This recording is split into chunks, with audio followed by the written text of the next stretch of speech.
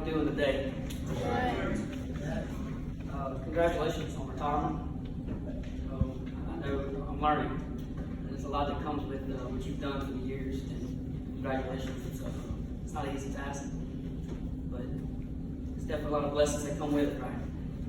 And y'all definitely been blessed with Mr. Billy. Got to know him over the last 6 months or so, and he's an intelligent, wise man, and we're blessed to have him. And I can promise you, if this congregation continues to seek God, He'll continue to bless you in return.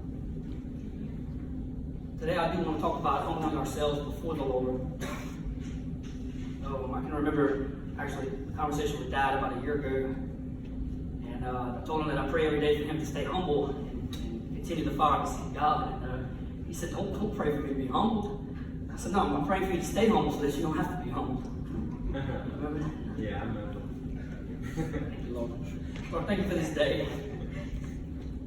Thank you for this time, this opportunity to serve you and to worship you. Open all of our hearts to receive what it is that you have in store for us today. In the name of Jesus Christ, amen. Amen. How do we think about the word humble? I guess depending on where I've been in my life, I've thought of it in a different way. I mean, humble can mean being courteous. It means lowliness. Peter told us in 1 Peter to be courteous, which means humble-minded, and it will lead to blessings. The Bible tells us repetitively to put on humility as a way to live as a follower of Christ. Jesus says in Matthew that anyone who humbles themselves as a little child is the greatest in the kingdom of heaven. Why children? Because a child is dependent on others. A child has no boasting, for they have nothing to boast about. If you're not boasting, then you're humble. And he is saying that humble yourself before him, and at that point, we are as children because we let go and we allow him to take over. I believe that you truly cannot worship God unless you're being humble to the Lord. And I want to read from Luke 14, 7 through 14. Jesus said, so he told a parable to those who were invited. And when he noted how they chose the best places, saying to them, when you are invited by anyone to a wedding feast, do not sit down at the best place, lest one more honorable than you be invited by him. And he who invited you and him come and say to you, give this place to this man. And then you begin with shame to take the lowest place. But when you're invited, go and sit down in the lowest place, so that when he who invited you comes, he may say to you, friend, go up higher. Then you will have glory in the presence of those who sat at the table with you. For whoever exalts himself will be humbled, and he who humbles himself will be exalted. When I got ordained as pastor, my pastor said something very true and interesting. He said a lot of people may look at it as some sort of promotion. And in the eyes of man, it may be considered that. But in all honesty, it only brought me to a new level of serving. Me speaking to you today about things that God puts on my heart, it does not make me more than anyone in here. This is just a place that God has chosen for me to serve. The pulpit, the deacons, leaders of churches, does not make us better. In actuality, it gives us more of an opportunity to serve. A worldly example would be when we elect someone, even though it doesn't really work out that way, a representative or a senator or something along those lines, they're actually working for us. They're supposed to be serving us. And that's where the tests come, though. That is where you will see many become prideful. That is where their head begins to grow. And if you're especially in leadership role, at that point, it's even the more reason to stay humble and remember that we're doing all of this to glorify God. Amen. That our reward comes from our obedience to Him. But one of the biggest issues is that being humble is looked at as weak thing to do. But it's not the case at all. Because usually things are not as they seem, and there's nothing different here. I'll be honest, I've been that person that's laughed at someone that walks with Christ in my life at one time and had no fear to express their love for Him. I was a person that would pick on someone like that. I was raised in many different ways in church. I saw all the ways you can worship God. And I was that person that would sit there and say, what's wrong with this person? And I used to think it was a weak thing to do. But one thing that I've learned is if you truly humble yourself in front of Him, then you're showing a strength that's even beyond yourself. Amen. It takes true guts to follow Jesus Christ. There's nothing easy about being a man or a woman of Christ. There are many blessings that come with it, but the trials and tribulations, they don't disappear. If anything, they get worse. Love is hard, faith is hard, surrender is hard. But I can promise you, He's not asking us to do anything that He's never done. It takes humility to do unto others as they would do unto you. It takes humility to proclaim your faith in Him. It takes humility to set yourself apart. Faith takes humility. Faith is the substance of things not seen. That's not easy by any means. I pray for my faith to grow daily.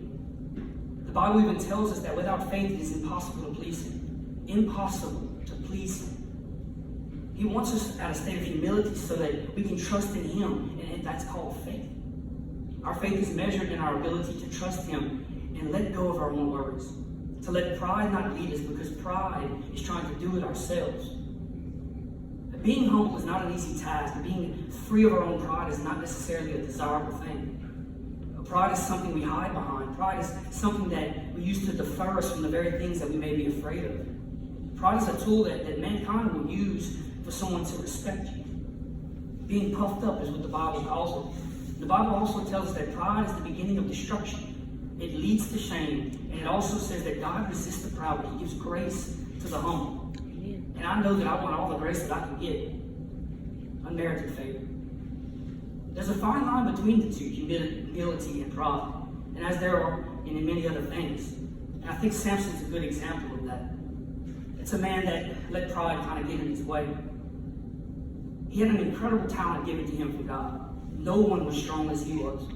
But I believe his pride got in the way, and as Solomon said in Proverbs, that leads to destruction. Samson humbled himself in the end, but he lost. He lost his pride, but look at what God allowed him to go through to get to that stage. God will test you. He will not tempt you, but He will test you to see where your heart is. Samson was a man of pride at times that felt like he can get anything he desired. So he asked his father to marry a Philistine. And his father did not refuse him, knowing it was against God's law. But that decision, though there were some victories in the midst of it all, was the downfall, beginning of Samson. The pride led to anger, and that anger led to a terrible bitterness and fear, which eventually led him to giving his secret of his strength. And it all came from him not being humble, but being prideful. But God knew the whole time and allowed it, because He knew that it would take that for him to have a change of heart. So when you read the story, you see the end where he prays to God and says, give me one more chance to give you glory. And right there, God hears his humble cry. He saw his heart change. And He allowed him to be a slave under the people that were scared of him. He allowed him to be a prisoner of them for years. But all of that led to lowliness and humility. God allowed all these things until Samson saw that pride led to destruction, but humility led to honor. Amen. Samson died in honor. He killed more of God's enemies that day than all his life put together. And this was a warrior. This was a man that killed 1,000 of God's enemies with a jawbone in one setting, but went down taking more that day. Now we read about this and see that it's a natural victory. But if you look at it in the spirit, we can have some victories by just believing in Him. But when we give Him our all, which takes humility, we then begin to see more powerful victories, more excellent victories in our own lives. But we have to let our guard down, because we're battling against ourselves. But why do we wait so long to learn? Why can't we just humble ourselves from the beginning? Then we don't have to go through these things, all these self-inflicted wounds, on top of what the world's already given us. Don't we think that the world we live in gives us enough trouble? Those things we cannot help. Why do you think that we make it worse for ourselves? You wonder, do you think it was easy for God to allow part of Himself to come down to earth in the form of a man? It took humility within itself. This is God, the creator of the heaven and the earth. This is God that spoke and mountains and seas were created. And then He goes into the body and the belly of Mary.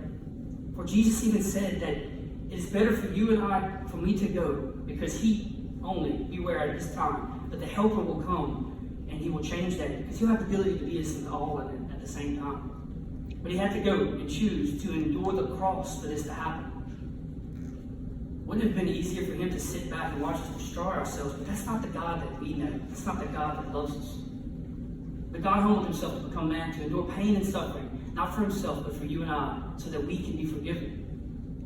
What discomfort must that have taken? And this is the word that comes to mind when you think of these things, of humility can be uncomfortable. And I talked about that last week, that rejection can lead you to feeling comfortable. But when we're uncomfortable, that's where we see the growth. That's where we see peace and blessing and maturity, honor, and spiritual growth. And a lot of these things come from discomfort. Joel was thrown from a boat and lived in a well for 3 days. But from this discomfort, a whole city was saved. Paul was thrown from a horse and blinded for 3 days. But he became the greatest missionary ever and wrote 2/3 of our New Testament.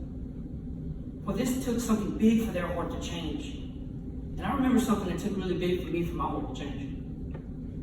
Unfortunately, that's what it takes sometimes.